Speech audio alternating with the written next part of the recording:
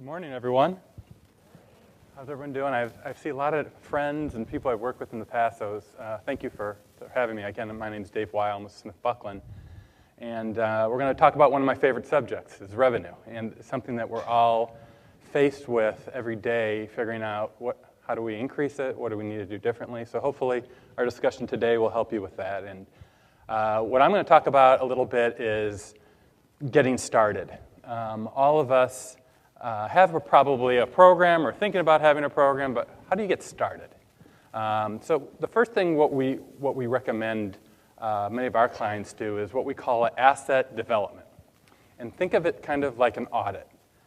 Listing out every touch point, every item that a member sees is an asset.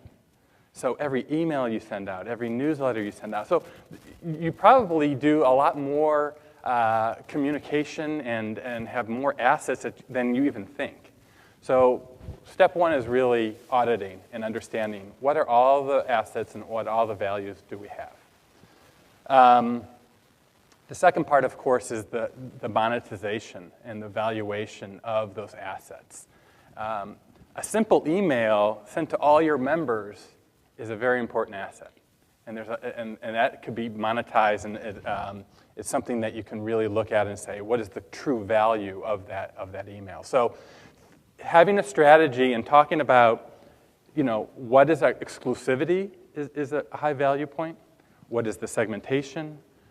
What is the number of years that we're going to be offering up this asset? So those are the kind of things when you're packaging up all your different assets that you'll talk about with your team. The next step, and what I always stress, is really talking to your potential sponsor about the sponsorship, but you never talk about money. You don't talk about how much it is, and you don't even talk about possibly what the package is. You talk about them. What are you trying to accomplish? What are your objectives? What's your goals? What's your 3-year goal? What areas are you trying to get into? Those kind of questions will help you customize a fit, especially for your larger ticket items. We all have them, right? Those 5, 6, 7 companies that take big space at our shows, that are major players. Those are the people that you're going to need to have deeper conversations with. So really having a conversation about them. Then, of course, it's the sales and the confirmation and collection. Then, of course, it's always about the asset delivery, making sure that's done right, because that's all about the retention, so making sure you are staffed right to do that. Sometimes we'll talk a little bit about year-round benefits that happen. And then we are getting into more what we call fulfillment reports, which help with the ROI. So you need to help them back at the office with their boss to justify the sponsorship. So when you can summarize what happened with pictures, with stats, with social media reports that you help them when you're at an event and you're tweeting out, help them help you. So taking ownership of that's really important. I'm going to talk briefly about some new ideas that you can incorporate. This is just a virtual event we did, which was a new revenue stream for a group called VMUG. I'm not 100% pro on virtual shows. It has to be the right group at the right time in the right way. But it was very successful for them. But I'm going to talk a little bit about some new ideas. So it can fall in a lot of different areas. One is venue branding. We have one group where the sponsor owns the whole day. So they leave on a Monday, they come back on a Tuesday, and every escalator, every floor decal, every elevator, it's all branded with their color. They own it. Now, we get a nice pretty penny for that one, but that's a good example of a true venue ownership type of thing. You can do things outside with wall wraps and benches and trash cans and inflatables, and these are different things we've done in the past. Experience. This is something that we really want to get into. Sponsorship experience that adds value to the attendee, adds to your bottom line. We're experiencing a type of sponsorship right now here at the Sandbox, right? That's chemistry theme, right? It's been an experience. You experience it in your room. You're experiencing it at the table. That's a great example. So everything from hand sanitizers to oxygen bars to shoe shines to ping pong tournaments, scavenger hunts, experiences. that have a value. And then finally, content, presentation theaters, Genius bars. We're doing a lot of TED Talks, demo areas. So content's really important to sponsor. So anyway, just wanted to share with you some, real quickly, one last thing, community. This is, when we talk about community sponsorships, this is year-round. This is stuff outside the event itself, touch points with webinars and white papers and regional speakings and things like that. So I just briefly wanted to get some ideas, and the rest of the panel is going to share with you some of the ideas they're implementing as well. There you go, Chris. Thanks, David. So my name is Chris Gibbs. Real happy to be here. Good morning, everyone. We are a little different than SmithBucklin as we started our business by starting for-profit shows. So I wake up every morning wanting to make money for our company, right? Which I know there's a lot of associations here, and it's very similar in the regard that you're looking to make money to be able to turn back over to your members for benefits. So while we're talking about profit, for the association members here, I want you guys to start thinking about when I say profit or margin and things like that, don't think of it as a money grab or a selfish act. Think of it as something that can turn back into your associations. So the show we're going to talk about today is Digital Signage Expo. And this holds through to all of our events, but we probably have more sponsorship opportunities and revenue generating opportunities in this show. So when we talk about sponsorships or making money outside of the exhibit space itself, we talk about before, during, and after the show. And then shortly after, you go back to before. So it's just a cycle, okay? So it goes around and around and around. Before, we have sponsorship opportunities such as presenting and gold sponsorships, silver sponsorships. We basically have different tiers, and they have different packages associated with them. The great thing about these is they're very high margin items. So unlike a coffee bar or something like that, most of the money is going to come right back to the bottom line. So those are the type of sponsorships that we like to encourage because there's more money that comes back to the organization. We also have, I'm not going to talk so much today, like David did about the how and why we do it. I just want to kind of do a data dump of a bunch we've done, and maybe you guys can pick a couple little ones that you like that you can try with your organization. My DSC is a newsletter we send out to registrants, and only registrants, usually about 2 months before the show every week. And it can be about upselling your conferences, but it's also about, here's some great places to eat in Las Vegas. Here are some great shows to go to in Las Vegas. Here's this, here's that. So you're really trying to give an extra benefit to your attendee base. And there are banner ads that we sell alongside that. So the benefit to the exhibitor is they're driving attendance, hopefully, of registrants to their exhibit pre-show by doing this thing we call My DSC. Basically insert my blank, whatever your association would be an example of that. We have a separate website called Digital Signage Connection, which we operate year-round. We have 2 editors we hired for it, and it is posting feature stories, usually about 3 news articles a day in this industry, and we have a multitude, as you can see here, of different monetized assets that we serve around that. It's taken a while to get started. It doesn't happen overnight, but once you start getting a decent base of subscribers, which typically are your attendees from the show, it can grow pretty quickly, and it's become a nice revenue generator for us. During is, probably the most that we have as far as different options. And, I think when we put together our sponsorship PDF or sheet, and, I'd encourage you guys to all, while I agree with the consultative approach that David has, what are you trying to achieve, what are your objectives? Some people have a budget, and they know they like floor clings, and they want to buy a floor cling. And my motive is to get them to what they want quickly and send them an invoice and get the money back into our organization. So there's a lot of different ideas here that I posted. Lanyard, badge insert, show bags. These are a lot of the obvious ones. We've done a coffee break, Wi-Fi sponsorship. A lot of the different convention halls, you can do a full buyout of the whole hall. And it's expensive, but you'd be surprised what an organization will pay to own that. So every time there's a splash page, their logo comes up. The password could be part of their logo in that password. So that's something that's really interesting that we've done and had a nice margin on as well. Banners, like we talked about these, floor clings, show directory, belly band. We've charged upwards of $5,000 to $7,000 for a belly band around our show directory. So it's not even an ad, it's just the thing that holds the the book together. So it's novel, but it definitely is a high margin item. Pocket Maps, which is in addition to the show directory, adds in our digital signage program. Actually, Shepard produces a digital signage solution for shows. And I say digital signage, I mean LCD screens like you see at the airport, and they'll put them throughout the show. What we do is we sell our show directory ads, and then we double them onto this program. Not only you can get in the show directory, you also can get in the digital signage program. Is how we pitch it to our exhibitors. So that's another great way to drive attendees to people's exhibits. Awards program, dinner, education sponsor, networking reception. Basically, if there's an event, we try to sell a sponsorship to help us offset the cost of that event. We also have a show daily, which is in addition to our print daily, which we do with a partner, so it's an e-daily. So again, we're selling product spotlights, things like that. Whoop.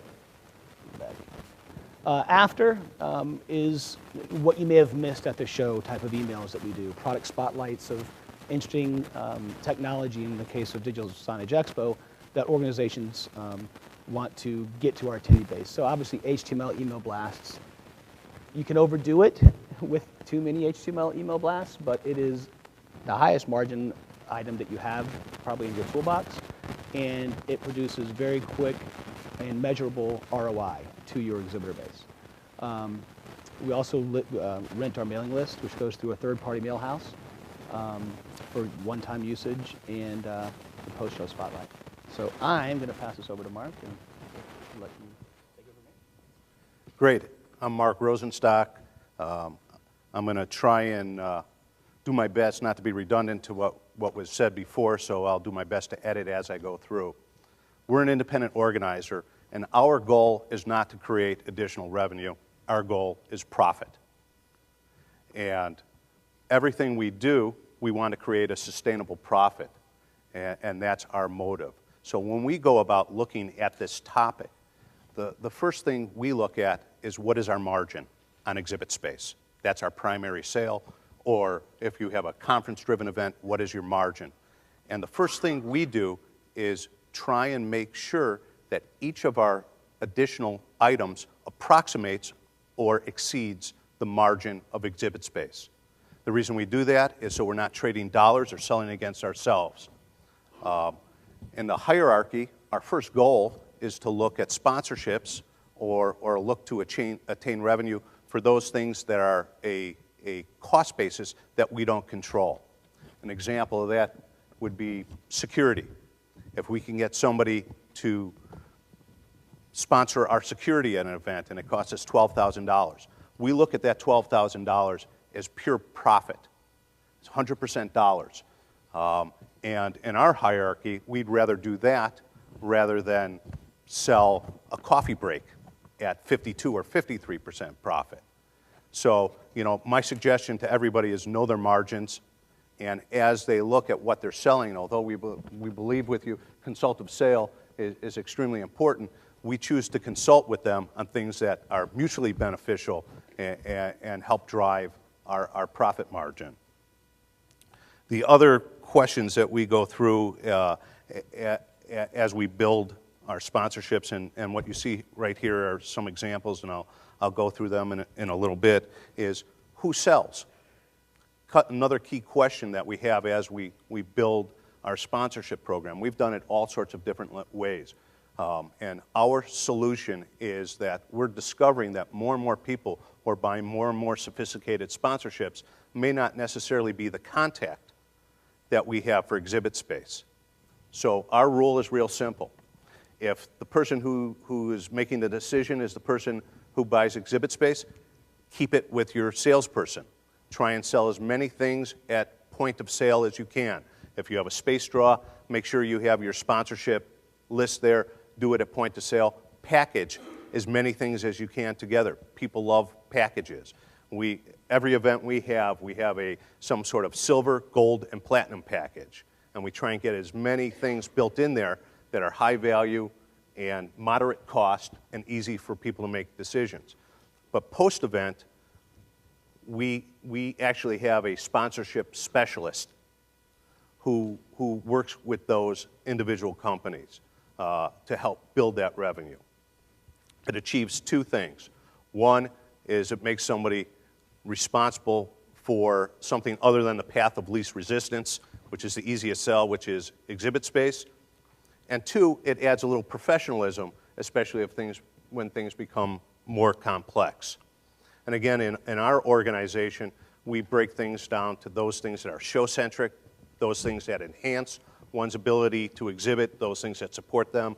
ROI, as you talked about, is extremely important. And those things that may have nothing to do with their exhibiting at the show. An example of that would be training. For those of us who do conferences, who have expertise or whatever, that may be an excellent source of profit for you, is to provide training for exhibiting companies or attendee companies in order to enhance their professionalism where they're going out and buying it in another environment.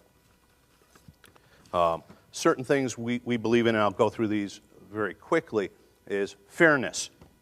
Is when you go out and you provide an opportunity, for us it's very important that we make sure that all our exhibitors have an opportunity to do something, that there's some logical sequence to allow one to purchase a sponsorship. If you have a priority system, that's a great system to do. If it's right of first refusal, that's great. But it should exist as a policy from our perspective, and it should be written. So when one company is saying, why does XYZ do the lanyard and why can't I do it next year, it's always important to have those answers and have it available. We're a big believer in written documentation. I'm going to go through right now some quick things. You'll see where we treat it exactly the same way with the contract. With, can I go back here? Here we go. With a brochure, both online and written, and we treat it exactly the same way. The first slide you see is something I'm going to throw out for independent organizers that's new that we started, which is trying to create the same affinity that associations have by creating a membership to our event. So we are allowing people to join the show. So many of them, because we're an acronym, and some of our events, they already believe it's an association to some degree, but we have a paid membership to the show with all sorts of associated benefits for that. Access to education on a website, advantage in registration, guaranteed seats at a conference, et cetera. And that's been a wonderful tool for us. I see my time is out, and you haven't told me to shut up yet, but which is a rare occasion for me. So I'll let you go on. And again, all this stuff is available online. If anybody wants to see it, please let me know. Thank you, Mark. Good morning, everyone. Something we would like to try to do this morning is engage all of you with your questions. Just looking at the demographics in the room, 62% of you work for an association in some capacity, and 38% of you are independent show organizers. And we have a good breakdown of that here. David works with many associations throughout the year at SmithBucklin, and then Chris and Mark take care of running their own independent shows. So I wanted to start off the moderation by just asking what types of revenue generation questions you have for these three gentlemen, and we can start answering some of your specific questions. And right off the bat, we have someone in the back.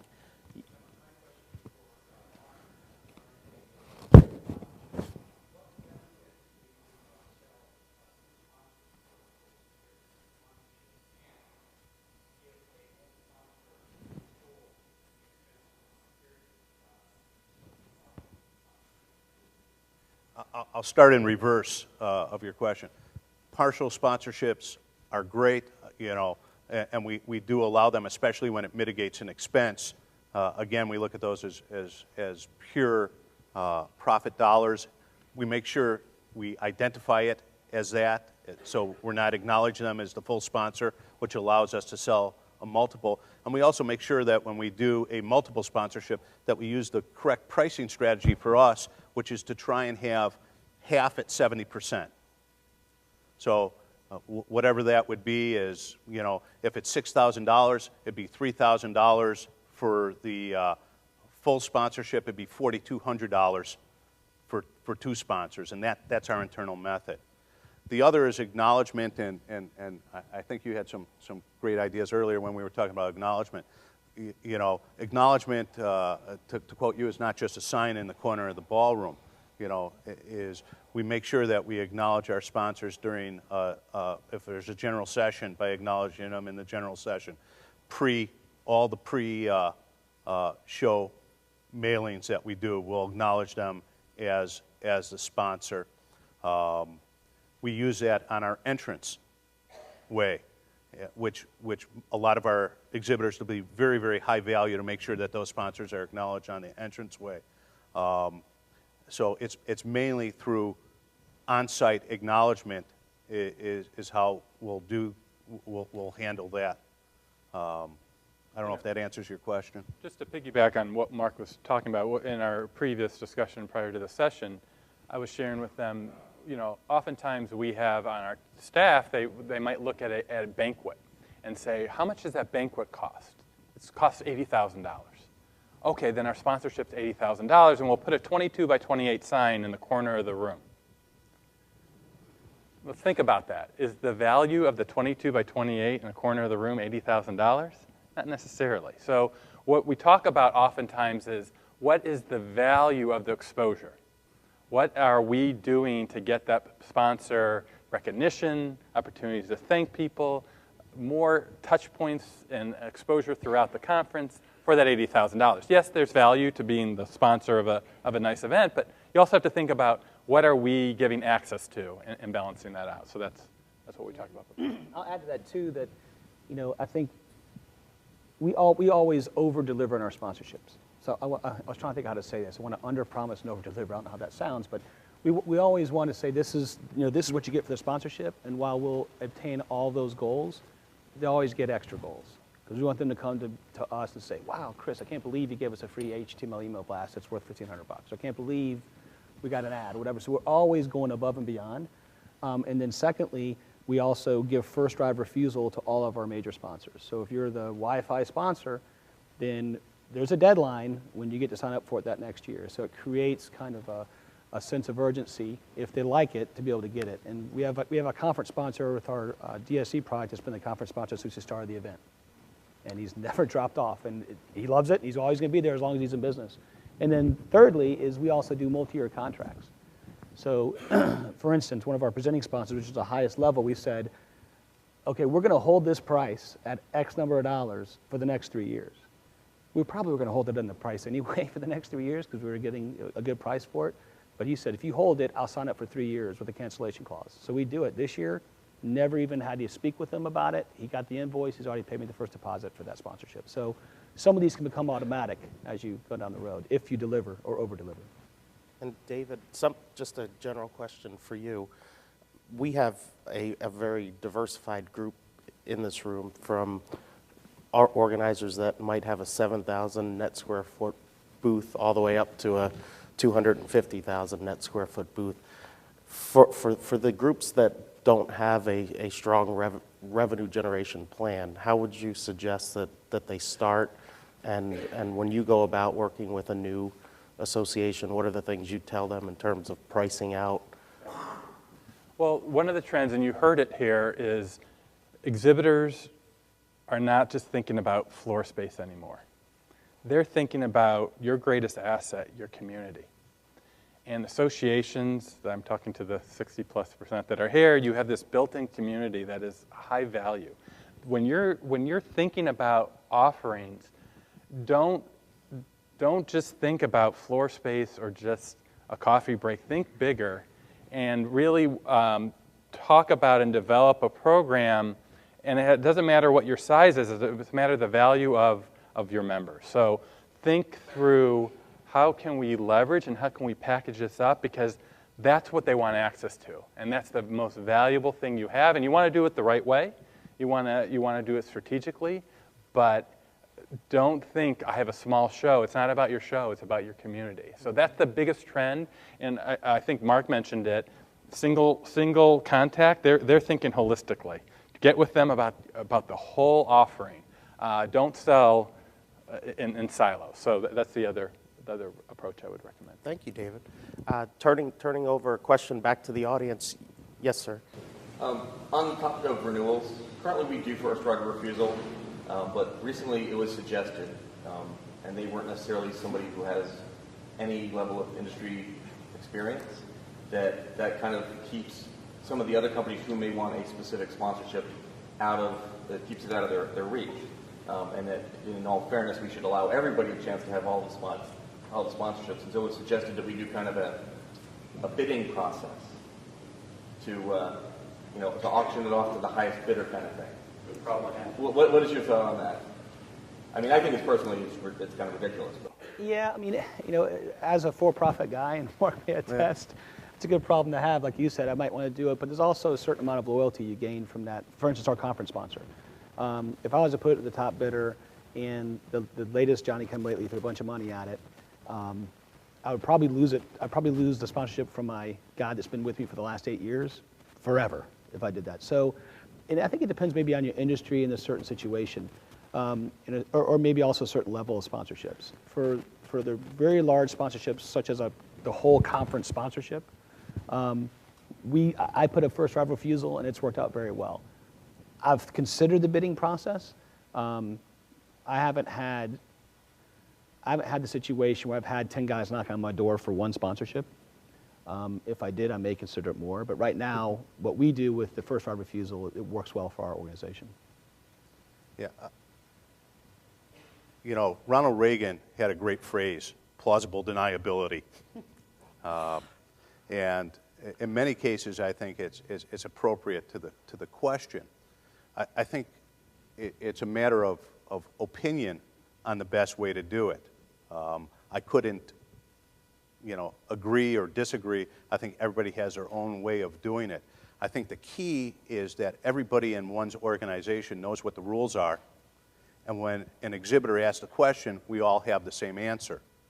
So if it's right of first refusal, as long as you've thought through the process, as long as it's written, it's in all your documentation, and when an exhibitor asks, why do you use right of first refusal, you have an answer for that, rather than that's just the way we do it, or that's been the historical process that we've used. We use right of first refusal also, and our rationale for doing it is at a point in time when it was a risk, somebody made a commitment to us.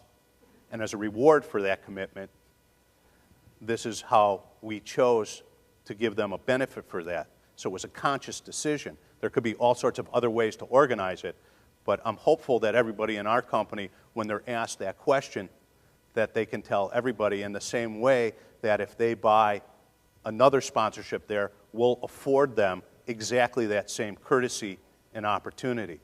And our experience with many exhibitors is having the answer and having it be consistent is 95% of the battle.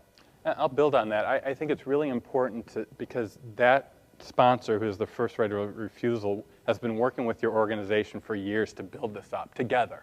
You guys have sat down, you talked about it, you improved it. The conversation then is, we have a first right of refusal program, but what are you trying to do? Let's develop something with you. And what are you trying to accomplish? And because there's so much opportunity out there, I'm sure you can come together and work together so they can grow something as well.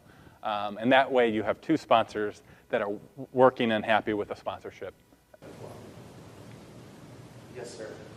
Hi, David, I want to pick up on something you said just a minute ago. I'm a sales director, and I agree with you. I think our customers, I definitely see this trend where they're looking to engage with the community in new and different ways, whether it's a sponsorship or a meeting room or any number of the things that you all have mentioned.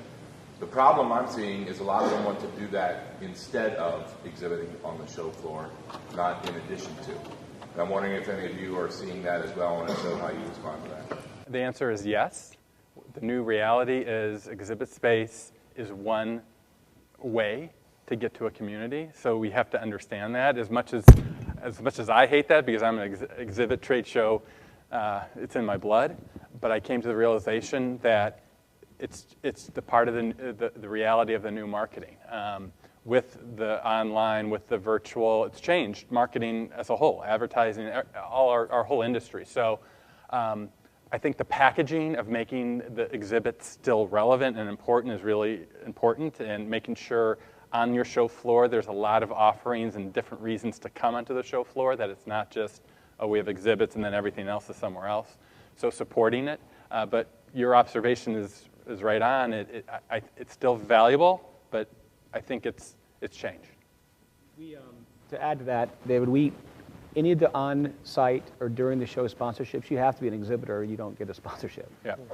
Done. I mean, That's a yeah. yeah, in some companies, like for instance, AMD, who's a chip manufacturer, they came to us and said, okay, well, look, we're not going to show you a bunch of our microchips in a booth. What can we do? So we created this whole campaign of, around the world, and about going to the different partners getting stamped, but they had to have a place on the floor. So their place, we created for them, actually Shepard created it for them, and made, back wall, made it all nice, and it was basically that, a hostess in a big barrel full of business cards, and she turned that thing and give away prizes, but they had a place on the floor, because I think once you start going down that slippery slope, and it can be slippery, especially if a big company like AMD willing to pay you a lot of money and don't want an exhibit, it can start to cannibalize on your show floor. So I got to jump on this because I totally agree. This is a really important point that I tell many of my clients. You have Coke and Pepsi. Coke is spending $50,000 on the show floor. Pepsi wants to do a $100,000 sponsorship with no trade show booth.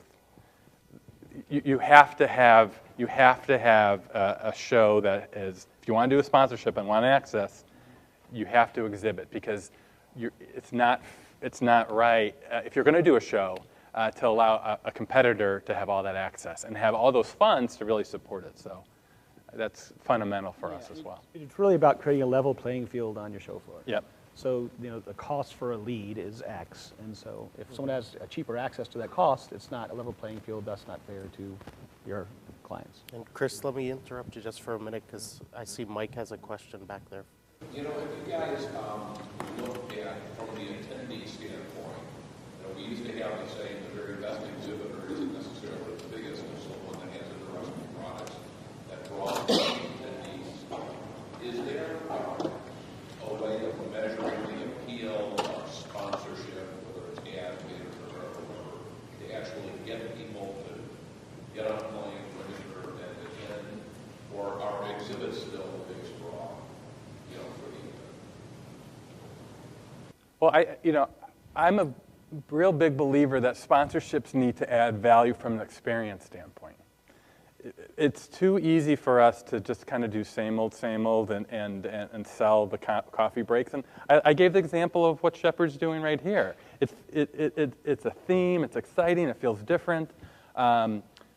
So I guess my message is doing something that adds value for the exhibitors. And we talked about it before we went on. Do you just do sponsorships that are just about margin and your current expenses, or do you try to do something that adds value for the attendee?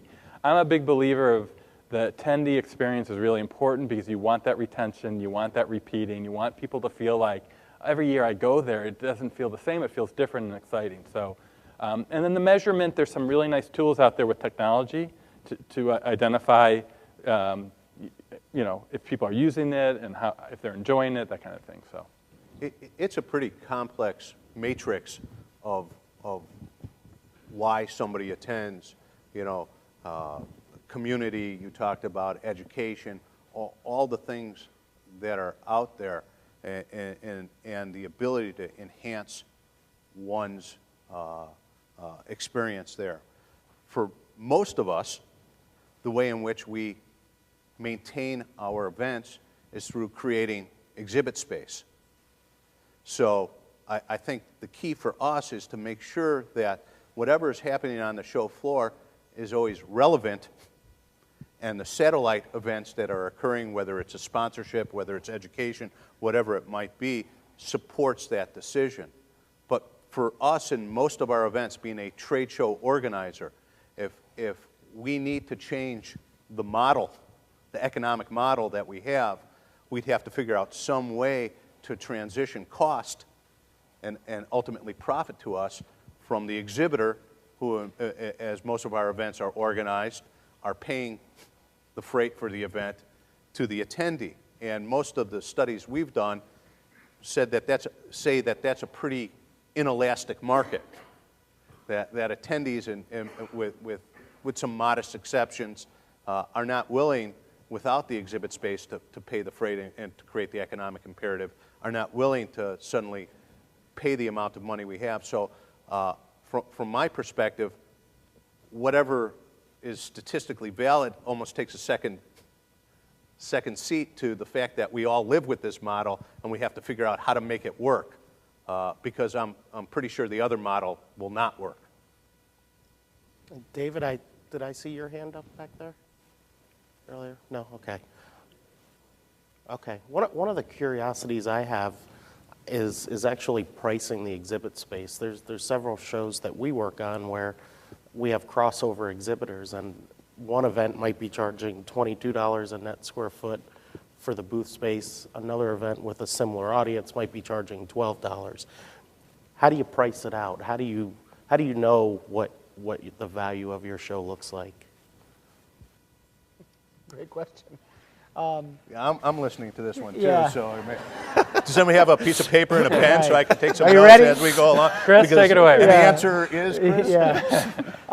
I think it's. I think when you first start an event, and we have 3 that still go. We start some other ones that we had to say night to. But when you first start an event, I think you have to test the waters a little bit with your cost value, proposition. So when we launch an event, we always come out lower than the nearest competitor. So we're just trying to get the stake in the ground and get it out and get it going. When we start really producing the event, we will start stepping it up, maybe not every year, but every other year.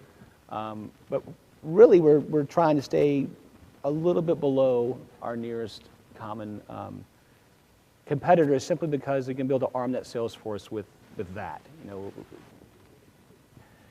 No matter what an exhibitor says, a lot of times it will always come down to the cost of the exhibit space. And that's just the tip of the iceberg, as you guys all know.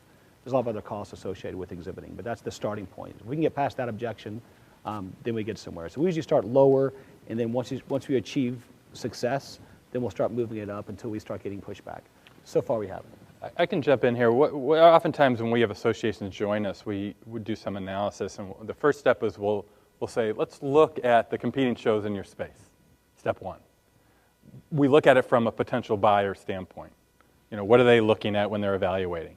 Step 2, let's look at the whole industry as a whole. So if it's a medical show, let's look at medical shows in this space as well.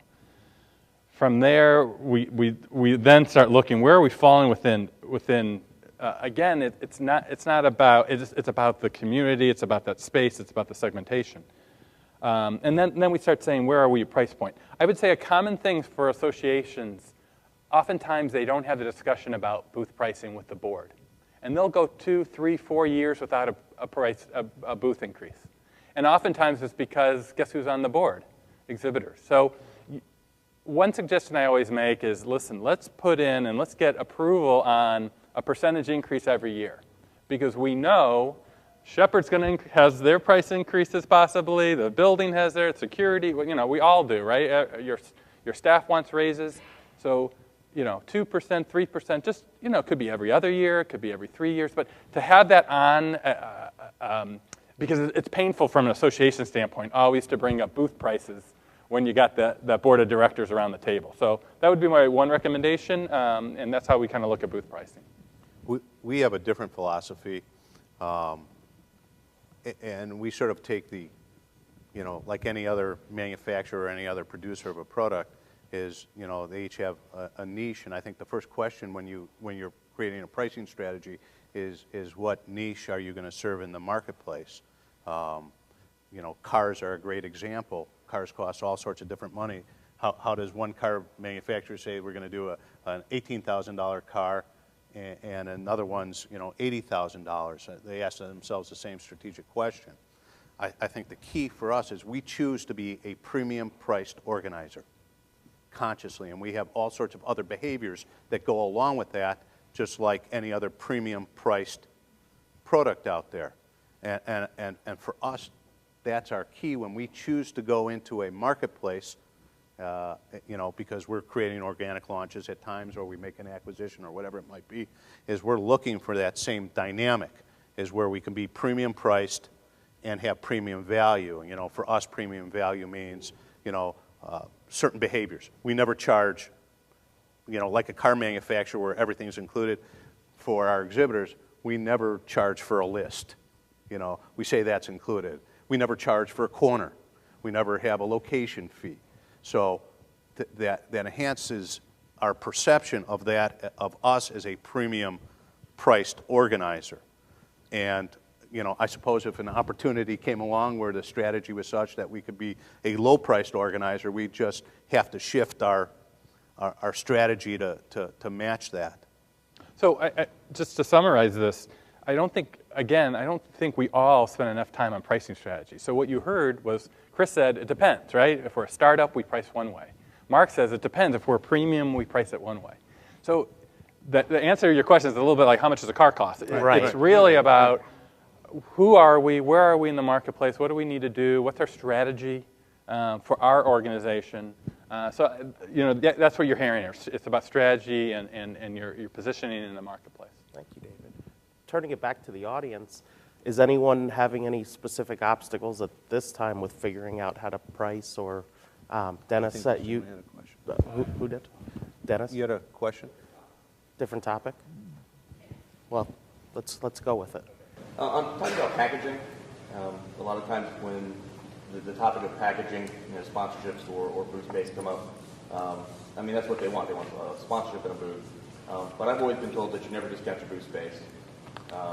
So as an organizer, if I'm going to package a sponsorship in a booth and do it in such a way that it's appealing to the buyer, that means that really I'm discounting the sponsorship. So where's my incentive to do that? It depends on the margin of your sponsorship. If your margin of your sponsorship is 95% and you discount it 10%, you're still making 85%. I mean, it all depends on, I think, what the sponsorship entails. I mean, you're on the same page with me on that. Yeah. For us, it would. I wouldn't make a sponsorship like this breakfast sponsorship. We're going to discount a lot. If I know the F&B on this is 10 grand or 5 grand, I'm going to be real careful how I discount that. If it's a very low or no margin item like web or HTML emails, then my discount can become much more aggressive. You know, one of the things too is you want deeper spend, right? You want to do the analysis of, you know, in the past they only got exhibit space. How do we get deeper spend with these individuals? You know, oftentimes too, you got to look at spoilage.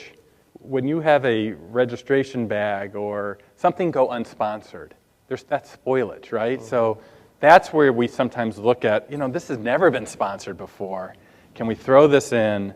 That's where you get some value on their end. You can get deeper dollars with them. So I think that's always important too when you're looking at packages. Yeah. For us, packaging is a populist tool. So we try and package at point of purchase, and we try and use, when we say populist, we're talking about items that are not limited in inventory. So directory ads, web ads, things like that. And our goal is to shift that spend up at point of purchase. So, you know, we try and look at different price points in order, you know, and it depends on the event. But for most events, we're looking at that first point to be anywhere between $500 and $700. Why? Because we did some studies a little bit back, and we said how much extra is the average person who's buying a 10 by 10 booth authorized to put on their credit card at point of purchase. So sounds really scientific from a marketing standpoint, but again, all roads led back to what the economic opportunity was. So we found that most of our exhibitors, when they're giving us their credit card and they're going in, that they can say yes to between $500 and $700 and buy those few things without going back and having somebody at the home office beat them with a stick. Mm-hmm. You know, then we move that next level up to be somewhere between $1,200 and $1,500. So we're dealing with a little bit different person. And that next one at $2,500, so to support that core sell. We never, strategically for us, we never want to have that platinum to approximate more than twice what their booth space is. If not, we start moving the cheese a little bit because we would rather them buy a second booth. So again, not very scientific, but that's the rationale behind that is when we get to that second point on the Platinum where it's a second booth, I'd rather our salespeople say, hey, don't buy the package, let's go from a 10 by 10 to a 10 by 20. So that's internally how we do it. And I think the key is to, as you were saying, is to transition some of this to conscious strategic intent for your event. If you're charging $1,300 for exhibit space, $13 a square foot, that may limit you somewhat in some of the strategies you could put forward. My first suggestion is double your exhibit space. Now you have $26 and talk about incremental revenue. I've just doubled your profits. Bob, was that a question? You just get the testosterone going there? Okay. Well, changing the thought process a little bit here and looking at your organization as its own ecosystem, how can our attendees look at increasing the number of attendees at the event and, as importantly, the quality of the attendees at the event so that they can rise the pricing structures of their sponsorships and or Another seminar. Whole other seminar. But I'll throw this out here, and I believe every association should do this because we're all getting gray-haired and old like myself. But I think you need to start a program, and we see IAE does it. 30 for 30 or 40 for 40, and it's you can do a sponsorship. Everyone wants to be associated with the youth and upcoming rising stars within an organization. Get a program together to get 30, 40 of the top talent coming. They'll bring their boss. They'll come. They'll see your organization. You're going to get youth, which we all need. That is a great way. You get quality. You can do the same thing on you can do a conference within a conference just for C-level. So if you're struggling with those executives and maybe your competitors pulling in the higher level, you can do that. And that could be a sponsorship because, as we all know, many companies want to be associated with the decision maker. So those are some strategies that you can build in, and I think it really helps you on the attendee side as well. On that point, it's a great idea. I love that idea. Is if you don't already have an awards program, it's a very easy way, and it's not that hard to create an awards program. Typically, if there's media in your industry, the editors can serve as your judges, and it's a great way to get more attendees. And our awards program has 10 categories and a gold, silver, and bronze for each category. So that's 30 award winners. And there's a step and repeat wall off to the side, and every one of them's over there smiling, doing goofy stuff in front of their little Emmy wall with our logo in the background. Everyone that applies as an potential attendee. Everyone who wins, or if they're a finalist, we tell them, hey, you probably should buy a ticket to our awards dinner, right? Which means you're also coming to the show. So it starts off a little smaller than that, but it can grow very rapidly, and it's another great way.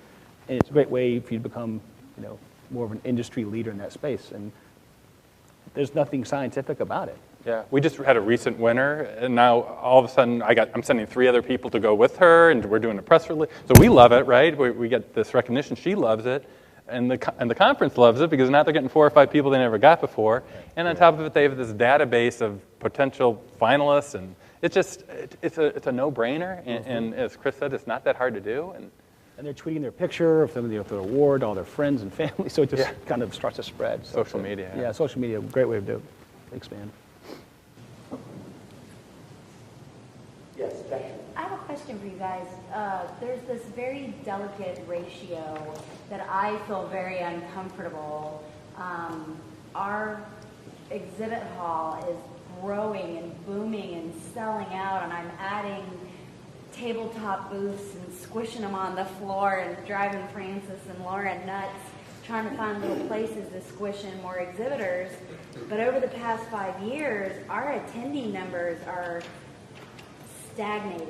They're maybe coming up, creeping up, going back down 20, 30 for both our events.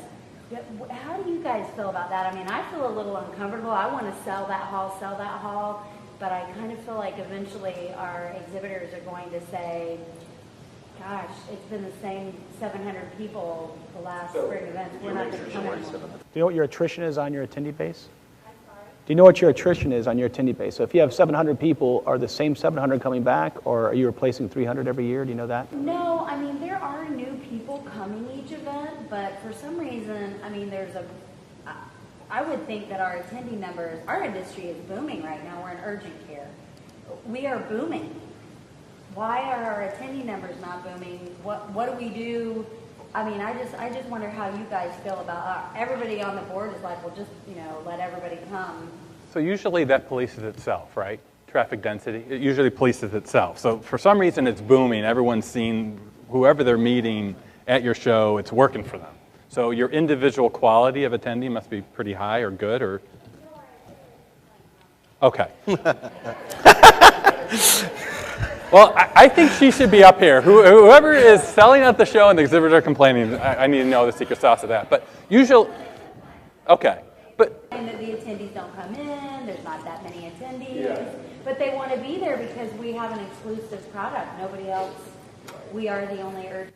You did until you shared your idea with all of us right now. But are you increasing your ad spend and your marketing spend as your exhibitor spending increases? Because if that doesn't correlate, the economics of attendee marketing is like any type of advertising. The more you spend, typically you're going to get a better result. Typically, not always if it's a restricted market, but if you're booming and selling out and you're making more money here and you're not correlating your marketing spend, that could be another issue as well. the other thing is you're primed for a booth increase, first of all. Right. So because then it will work itself out as well, right? People will be Supply like, and demand. The other thing is think of some strategies to bring deeper within each organization onto the show. How can you get multiple people who are signing up? So it's an interesting problem to have. It usually works itself out at some point. But a booth increase would be one possibility, and then some brainstorming around how do we get more from each organization, and then how do we get more dwell time on the show floor. Do you know the size of your universe, your attendee universe? No, not your member numbers. Are you restricting attendance to your members? So my first suggestion is to figure out, your exhibitors are happy, unhappy, and whether it's sponsorships or whether it's this issue, the first question is, what is success? And maybe I'm a math guy. Maybe that's why my wife says I'm insensitive. I don't know. We could talk about that later.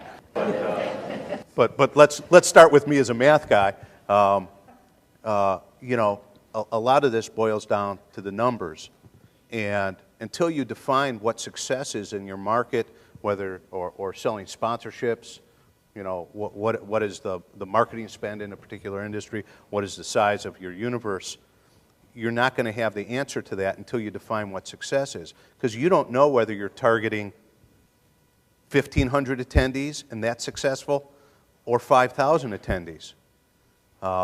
So you need to figure out who the people are, and if your exhibitors are dissatisfied, get them involved in the marketing of your product. Years ago I did a show called Interfex, which was in the pharmaceutical industry. And at the end of the day, we realized that we had a 150,000 square foot show, but there were only 100 companies out there that manufactured pharmaceuticals. There was a total inequality there. So we created a co-op program where we did all sorts of things to help attract that top 100 and worked with our exhibitors accordingly, and it was fairly successful. But, find out how many people they are, engage a company to do database building, and hit them hard.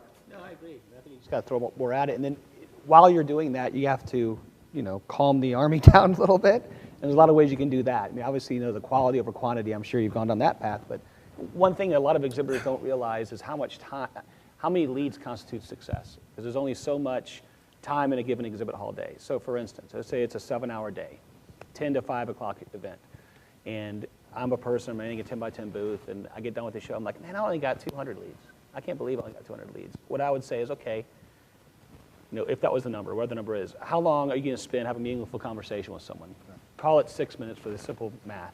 That's 10 people a minute, 10 people an hour, times 7. That's 70 people a day. I mean, so when you back out the math sometimes for these individuals and just show them, so when you say you want to see 1,000 people, you can't.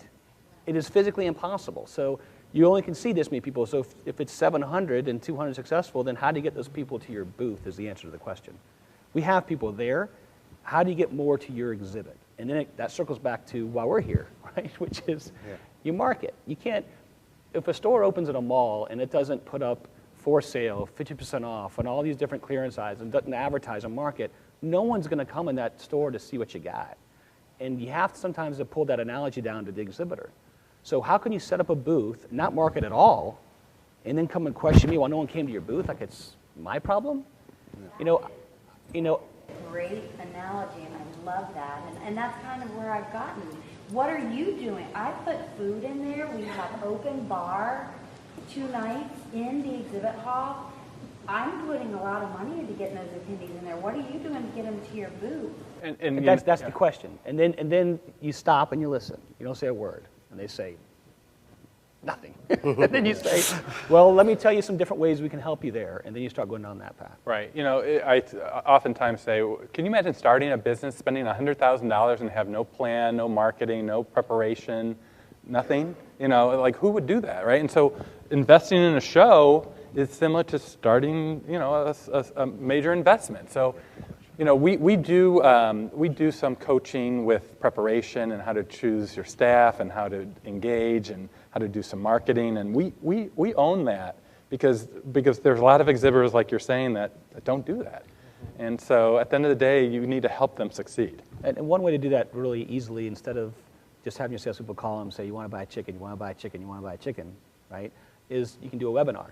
So you can hold a series of 1, 2, or 3 webinars and call it, this is going to be our marketing webinar. We're going to talk all about different marketing opportunities. And you'd be amazed. We did this one time, and I was like, no one's going to call in. And I was like, holy cow, a good percentage of our exhibitor base called in to listen to this. So you have a huge captive audience, and you can even tape it to replay it again, right? But it's another way that you can do a mass, of exactly what I said. Okay, you guys all bought your exhibit. Great, congratulations, welcome to the show. Now, we got to talk about the next step, because it doesn't stop there, right? And then you kind of go down the path. That is a great idea. All your ideas have been awesome. Thank you so much. But that right there is a really good one. I like the webinar. Thank you so much. Carol, did you have a question? Yes. So we run a trade show twice a year, and we are in an industry that has clearly fallen on severe economic times. We're in the fine jewelry industry.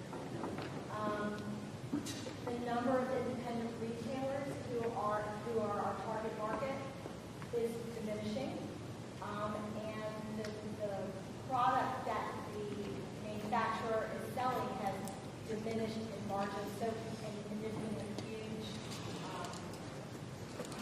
it's just constricted a great deal. What people are selling is very different now than what people were selling. So we have our February show is typically the smaller of our 2. It is the weaker of our shows. And so the thought was we don't want to do away with our spring show because it is a great revenue stream for us, obviously. And the thought is to potentially reinvent that show as something else, and I just wanted to know, had you heard of other shows that have had issues, and were they able to do a different show, not have the same, maybe by certain, make it a hosted event, shrink the size of it, but maybe, I don't know, just wondering if you all had any ideas or thoughts or. It's a whole nother hour with you and talking about what's going on for sure. But it's really getting to the heart of the value. It's got to get to the value proposition for those attendees, and really understanding why they come, their buying plans, what's changed, and then structuring something around that meets their needs. And just don't grab just a hosted buyer program because someone else did that. Or we've done some reinvention of working with exhibitors just with pods and reinventing the whole show floor and and having it some different structures. But I don't think you'll find a simple answer to that question on this panel unless my cohorts know of a simple answer. It's very complex, and you're going to have to reinvent based around the value and knowing your marketplace and are they going somewhere else today, or is it just the whole marketplace changed? So there's a lot of questions to be answered. I would say sometimes rebranding, kind of the phoenix out of the ashes. I mean, it's attainable if it's executed correctly, But it may involve a rebranding of your logo, of your entire brand. It may refresh, color-wise, everything to kind of. What I always like to do when you're in a situation like that, it's really great if you can sell something new, right? You only have so many chances to sell something new. When you first launch a show, new, right? And so if you can create that sense of newness, it may add a little bit of spark, but I agree with David, it's probably a deeper conversation. One of the things, and trust me, over my 35 years, I've failed spectacularly innumerable times, and because, and what I've learned from it is, trade show, just like the sponsorship items, just like everything we're talking about here, has a shelf life. It'd be really easy if when we started them, we could look at the bottom of our brochure and see what the expiration date is, and we could manage to try to manipulate and change that. Our internal philosophy is always pretend it's next year, because that's probably the easiest way to keep motivating yourself and keep reinventing yourself. But, for us, when we've tried this successfully and we've tried it without much success, but, our experience is it boils down to one question. If your exhibitors want you to succeed, you can figure it out. If the mindset of the exhibitors is they want you to end it, like any relationship, if you want to work it out, you could usually figure out a way. If they don't want to work it out, I got to tell you, it is beating your head against the wall, and it'll be enormously difficult to turn it around. So my suggestion would be, the first thing I do is I get those 5 or 10 key companies that are your exhibitors together and try and extract some honesty out of them. And ask them the question, if our show didn't exist today, what would it look like? What would it be? How would it be? Just blank slate it, because you're working off a paradigm that everyone wants to hold on to the past money, to the past way it used to be. Clean slate it, and say, let's just talk about what it would be. Let's say our show didn't exist. What would it look like? And that might help get you to a model that would make sense. When you have a show that's on that, you were talking about the life cycle going up and down.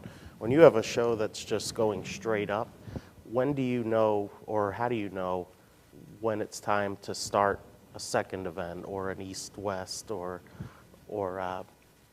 just a regional? How do you know when it's time to add? Well, there are a finite amount of ways to extend the brand of a show. Probably the simplest that most of us use is a geo play on whatever show we have. Is we're East Coast show, so now we make it a West Coast show. We add a Midwest, and we use geography as the simplest manipulation of extending our brand. And in order to do that, I guess you'd have to look at the demographics and geographics of the event. And for most of our shows, no matter how national we call our event, most of them have some geographical bias. There are very few true national events, whether they're an affinity-based event through an association, et cetera, or whether they're independently organized. Probably, the more difficult play would be to listen to your marketplace and expand through some technological or industry component to your play, which is more difficult, but usually my experience, and you guys can, is a much more beneficial approach to a marketplace. You know, the other, you know, the first point when you do it is, as this young lady said, is when you're constrained by venue, when supply and demand don't meet. And boy, I wish I had that problem. Unfortunately, we don't in our events. We're always managed to be able to get a little bit more exhibit space where we are. But unless it's a supply and demand issue, you know, you have to ask yourself the key question. Number one, will the exhibitors support it? You know, if they're in favor of it, you know, it's going to work. And two, am I going to, you know, if I do this, am I going to cannibalize my own audience to the point where I take one extremely successful event and turn it into a lesser event? For most of us, from a profit standpoint, in trade show terms, one 80,000 square foot show is infinitely more profitable than a 60,000 square foot show and a 20,000 square foot show. So if profit is your motive, if that's part of the equation, then, you know, then splitting it out and, you know, without long-term opportunity to have two 60,000 square foot shows really doesn't make sense. I would add to what you said about, and there's a couple different ways you can ask your exhibitor base, and I would say if you can get enough of them, like you said, it can be very beneficial. You can get their buy-in, but be careful for lip service, right? And what I mean by that is someone saying, "Oh yeah, Chris, Yeah, great idea. I'm there. Let me know when you do that show. You let me know." And I'm like, "Oh man, I got 4 or 5 of these guys in the can." So then when I roll the contracts out, and I say, "All right, David, here it is, man. It's $25 a square foot. You gonna sign it?" Let me tell you. Think about it. Yes. I don't know how many times I've done that where you make your decision based on promises. And for our organization, the only way we've been able to launch a new event or expand another geography is to do it, is to sell it, and to go out there and to sell it. And if you get a few exhibitors that say, "You know what, I don't think we need another event," well, guess what? That's called selling. When people say no, that's when you're selling. When they say yes, you're not selling, you're order taking. So the sale doesn't start until they say no, and then you have to convince them why they need an event. And so a lot of times, you know, sometimes in our organization, too much research is lost time and is inefficient. We'd rather put it out there and I'll stick one of my closer salespeople on it and see if I can get something off the ground. I'll get the attendees. I just need to get the exhibitors first. So, you know, the new frontier is going to be global expansion. You know, we have a car wash show, and Automechanica came into our space, and part of it is kind of the expansion globally, and that's some of the things that associations are going to be challenged with.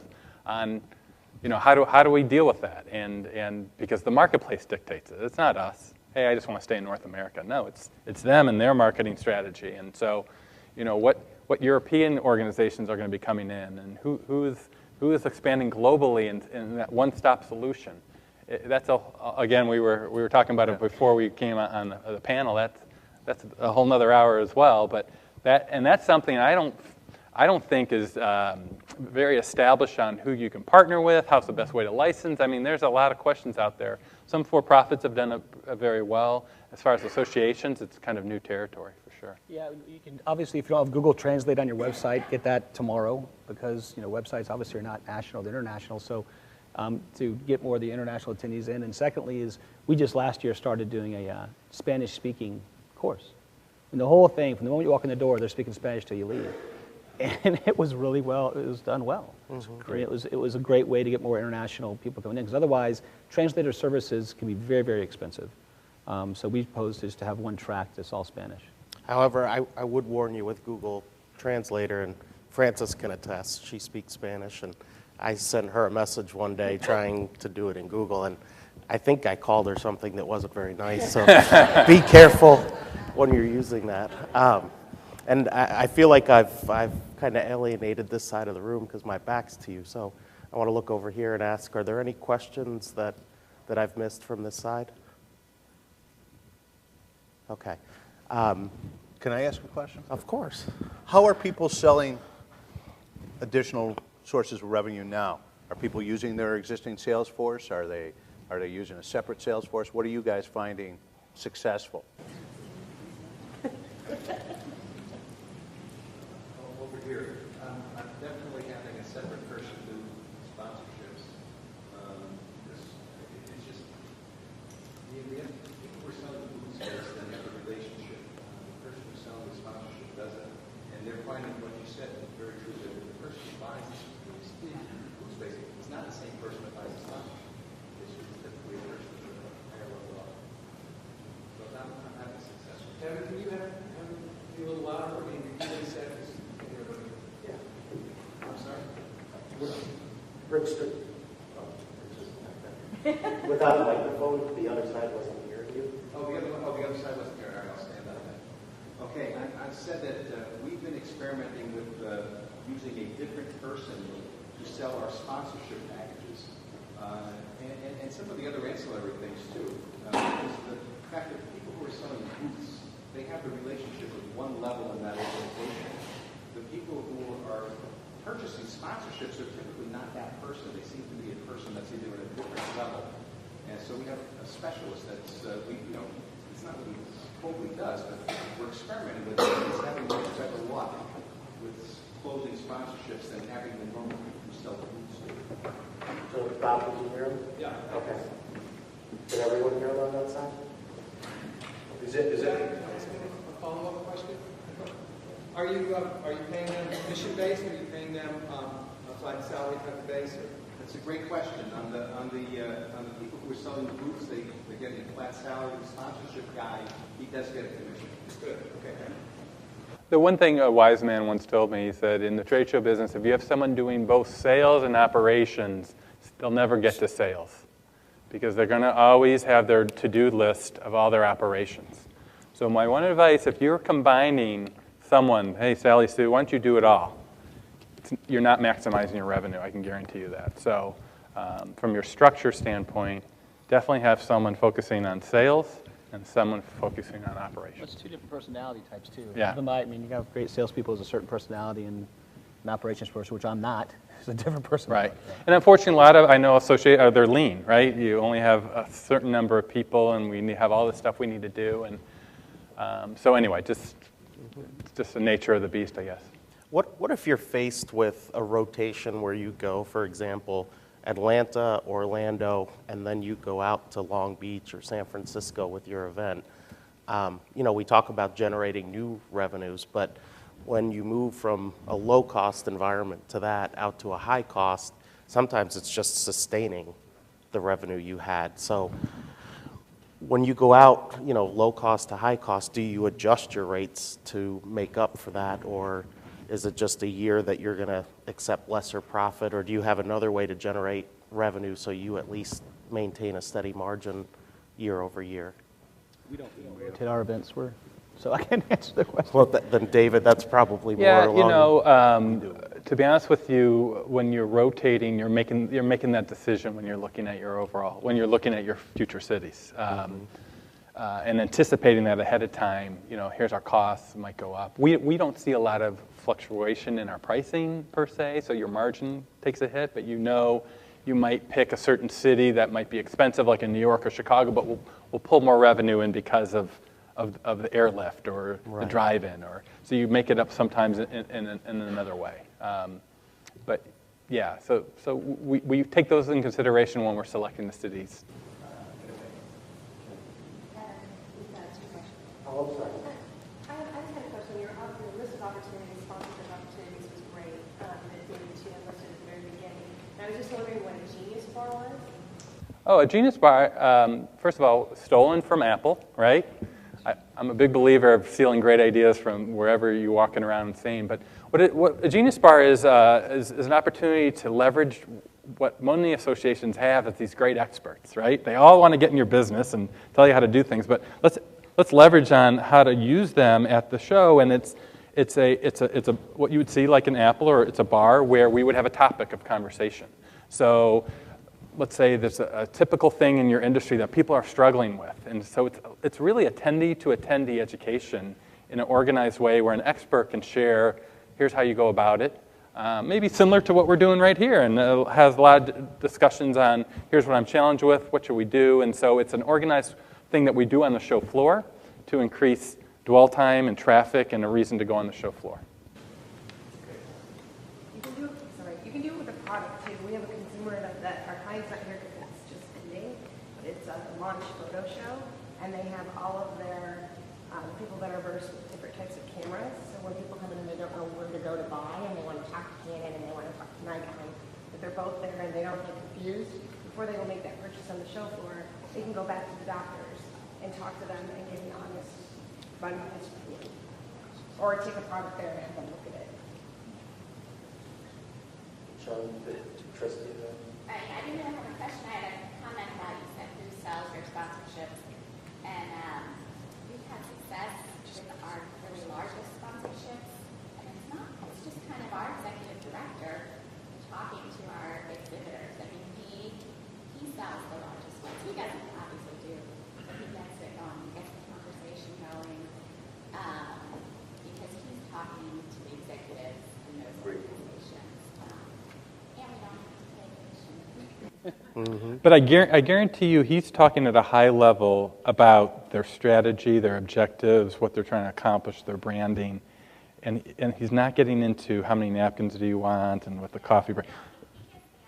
He gets the idea going. Right. And to be honest with you, I would say sales is much more sophisticated, especially a high-level sponsorship sale.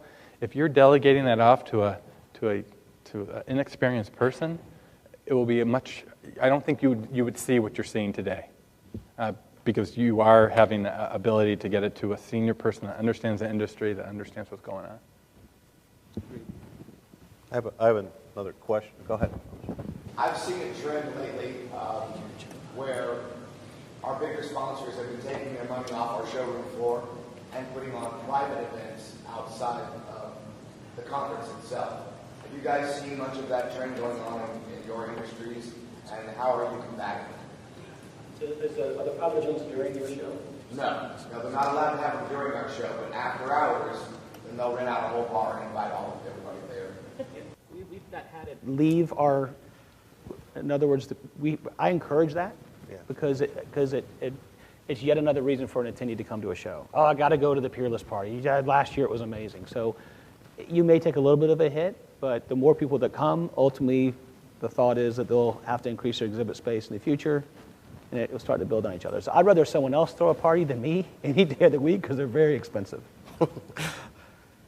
Yes, Una. As a medical show, oncology nursing, we sell breakfast, lunch, and dinner to pharmaceuticals.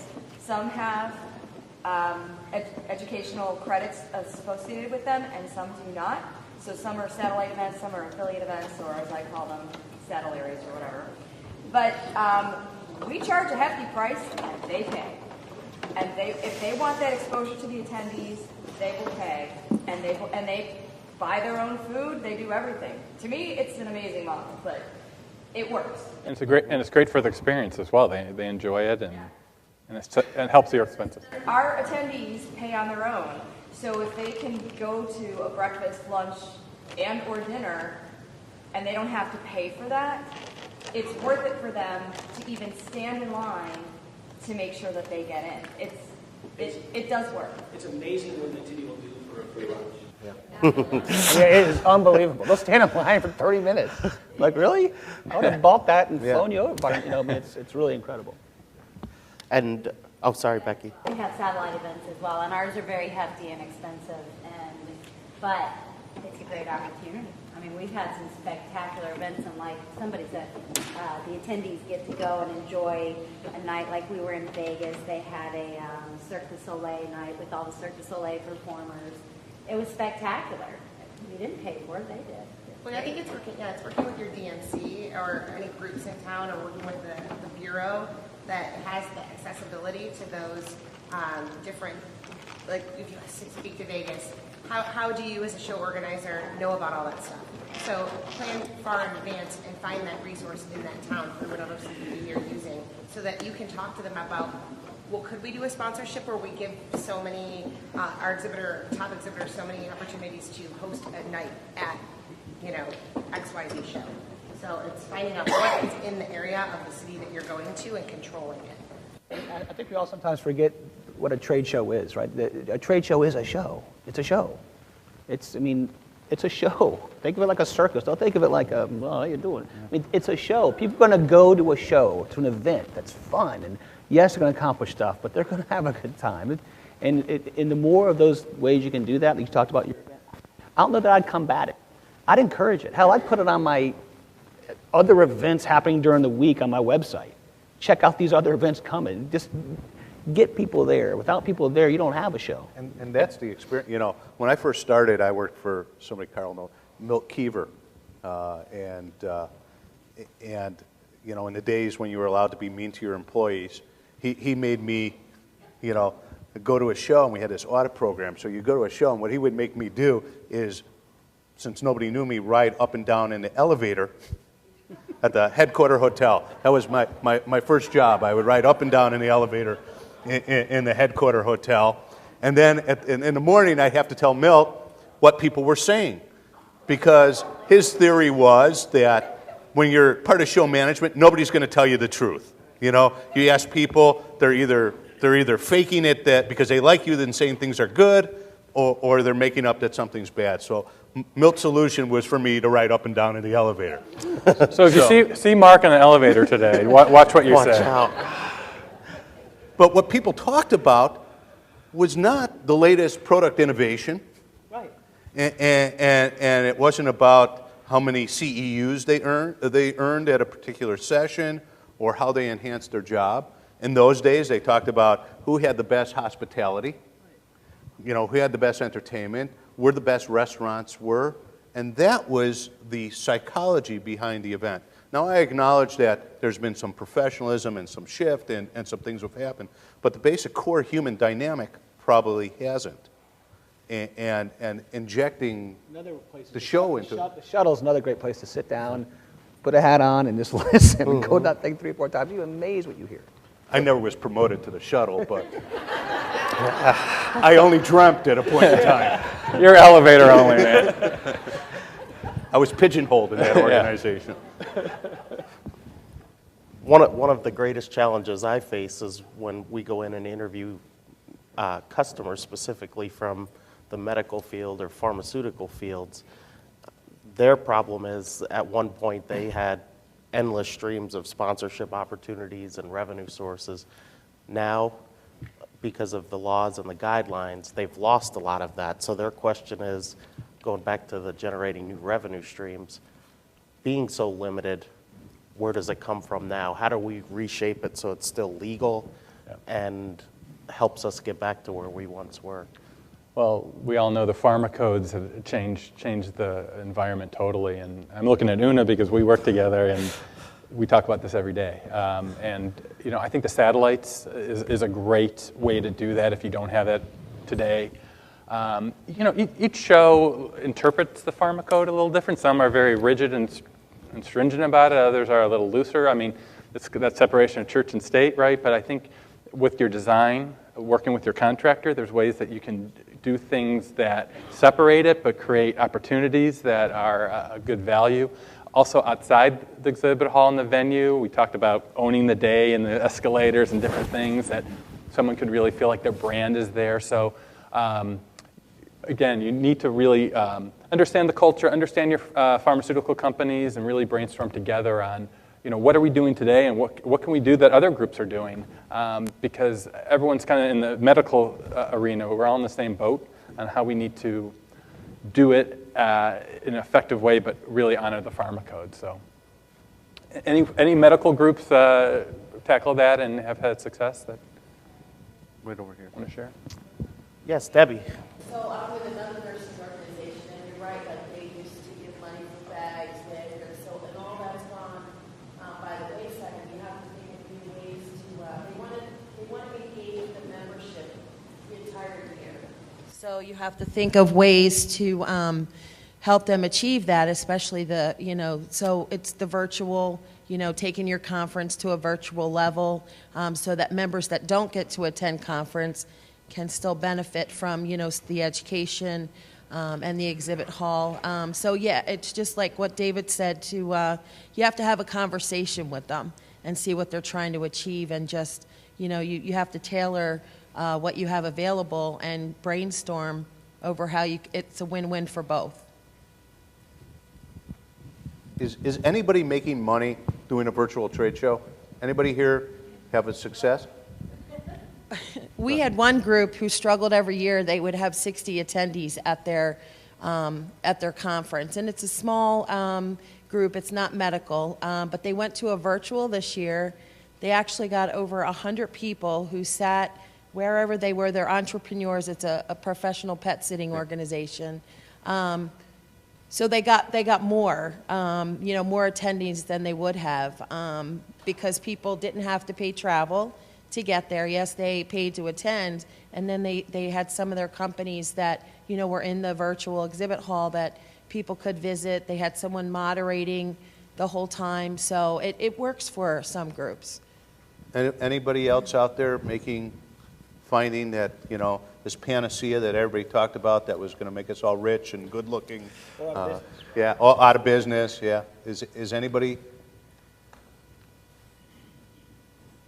So to your point, virtual is not Well, great. we've missed a pot of gold. I can only speak for ourselves. We're seeing hybrid opportunities at your event, capturing your content and getting that out. You always have that aspirational attendee that wasn't able to go. And so doing some of that has been pretty good. The virtual event, we've had some hit and misses for sure. And there's a lot of complexity to it, but I agree, it's not, there's something about the face-to-face, right? I mean, we could have stuck our PowerPoint online, and you maybe heard a webinar, but something's just not the same. So thank God, right? It's what we all do, but I think people are seeing tons of value in the outside the session room or on the shuttle bus. That networking is amazing, where you have an opportunity in all industries to talk to your peers and get some ideas. So that's the good news for our industry, that face-to-face value is still valued, which is great. You can't hug if you're on a virtual site. Right. Richard, I see you have a question over there. I know we've only got about 10 more minutes, so this is a question I would like to hear from each of our panelists on that, David, you talked on in your opening.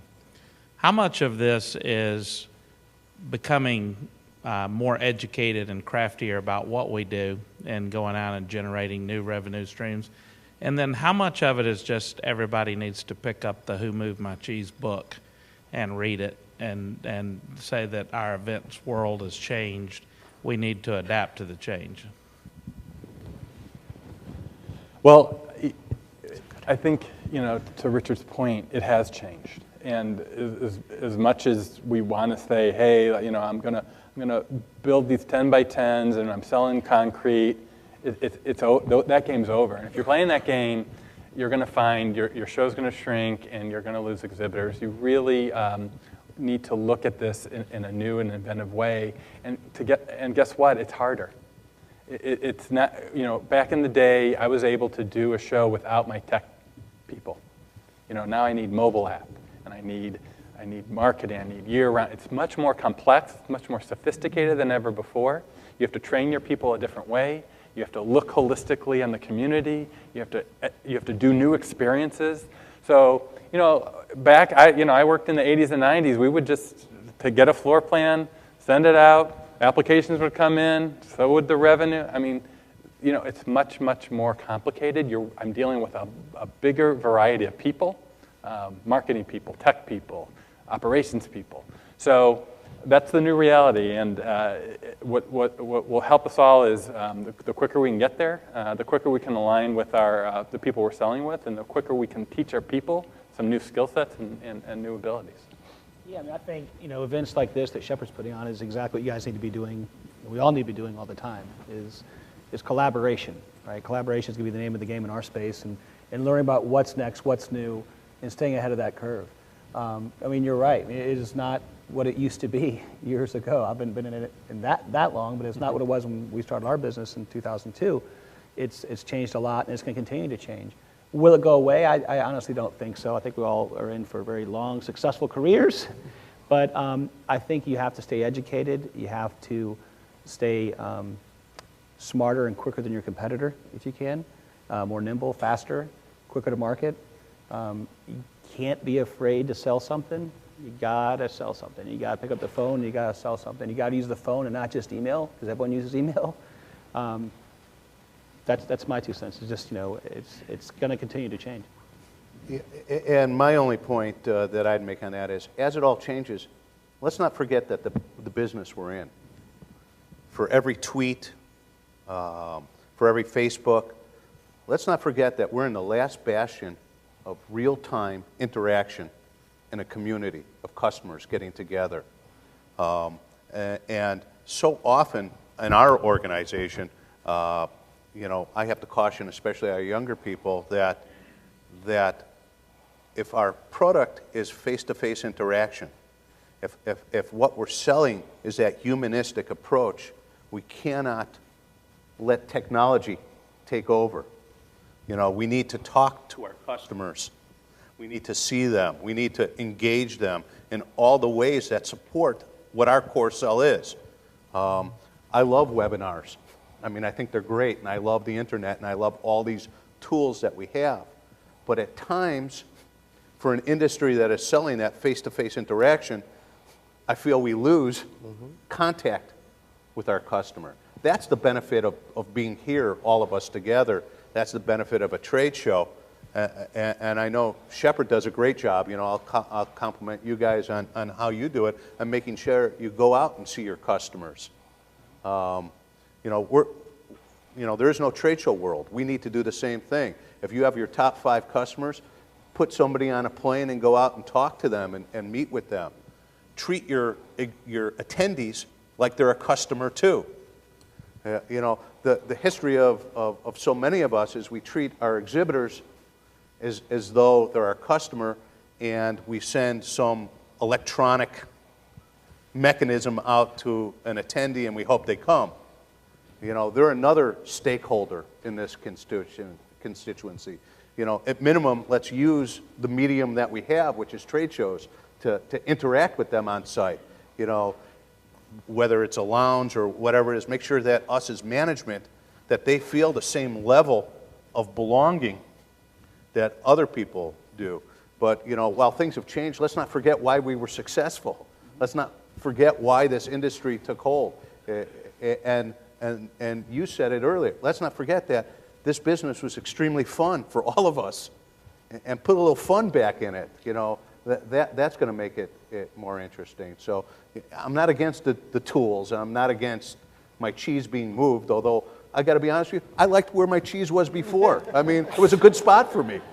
I never had a complaint about my cheese. So I don't mind if it moves a little bit.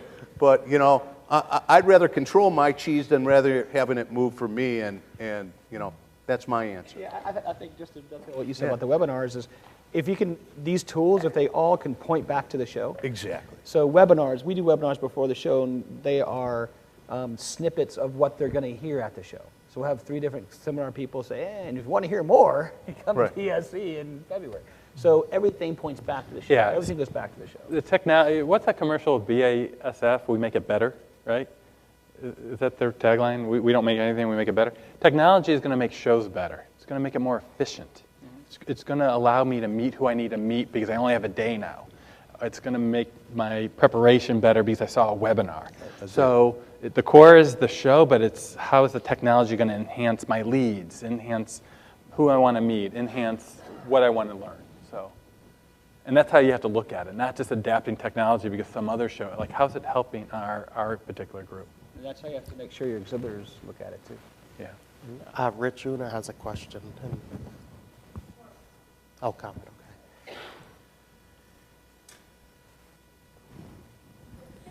okay. That was, when she said loud yesterday, I was like, oh, that's me.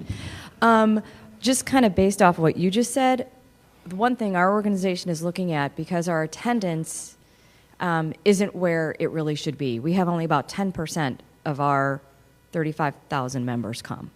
So we're trying to look at our show holistically, the exhibits, the sponsorship, but the attendee engagement and the engagement within the hall. And Kevin was there, Lauren was there, Dave was there.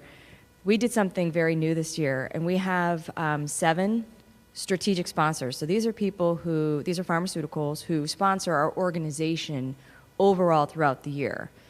So we gave them the opportunity. We said, we'll give you the free space in the hall. We gave them each a 10 by 20. Do whatever you want in that space. So it's separated from their product booth and made them do attendee activities, that the attendees could come, and the hall was far more engaged this year than it has been in the past. And even the people who were working our booth said, we've never had that traffic on Saturday that we had this year, because coffee doesn't bring them to the booth.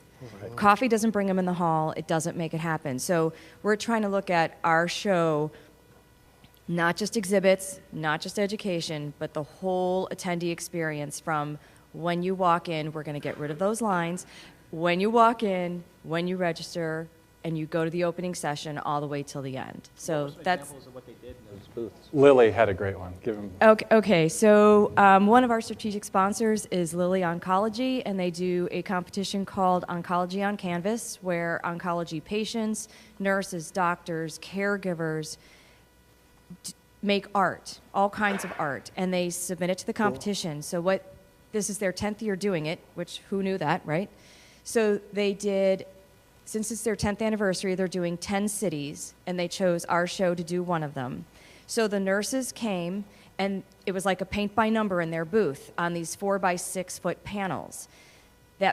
Those panels were then going to be assembled on Monday after the show into the Anaheim Library as a donation to the city. And they do some of these as outdoor spaces and indoor spaces. So we kind of built on that idea. We had another pharmaceutical who they commissioned an artist, and that artist, they had ceramic hearts, and there was an art, and the nurses could paint it however they wanted, any color, any design, anything. And the creativity and the heartfelt feelings that were shown on these individual hearts were then assembled onto this. What the artist made was sort of like a half the top of a heart, and then he assembled them in strings, fish line, all the way down the heart. Another one was they were making blankets for oncology patients. So the nurses could stand there, and it's just this stupid simple, the fleece blankets that you tie the pieces together. The nurses were standing there just conversing, doing that. One had make a wish. What's your wish? What's your wish? Do you want to cure someone? Do you want to cure cancer? A thought for someone, anything. And then for each wish that was made, they made a donation back to our ONS Foundation, which is our nonprofit arm. It was awesome. Oh, and then the last thing we did, the local chapter, who does all of our volunteers, they usually do a CSR project, and theirs this year was Be the Match.